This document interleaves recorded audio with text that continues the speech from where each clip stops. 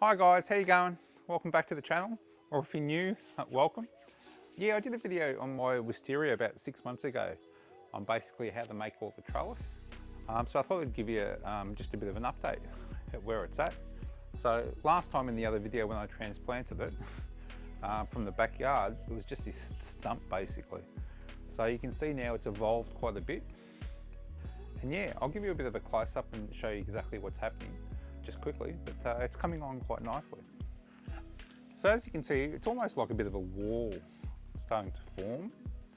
But if you look closely, what I've been doing is I've actually been coming out here literally every couple of days and actually training the Wisteria to follow the wires.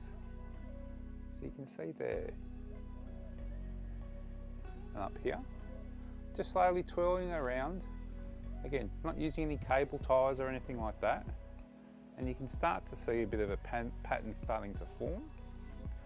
And it's this progressive training that will actually get it to grow all the way in a pattern up in these wires.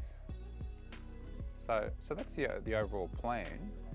Now, whilst it's getting out of its deciduous state, what you're going to see is just really this wall of wisteria, and when it flowers, you're going to have all of these wisteria flowers just draping down, and it's going to look absolutely fantastic. But then the ultimate goal is, once it then goes deciduous, all of these vines which have grown in this pattern, and when all of this foliage goes away, what will happen is you'll have this distinct pattern forming with all the branches. And again, these are all really small and fine at the moment, but they'll thicken up quite a bit. And when it's in its deciduous state, where it normally would look really, really ugly, it'll actually have a specific design following that trellis. So it's coming along really, really nicely. And then what's going to happen is ultimately, they'll actually grow up over the top, and I'm going to train it to grow over the top as well. And then you'll end up having the wisteria flowers drape through it all.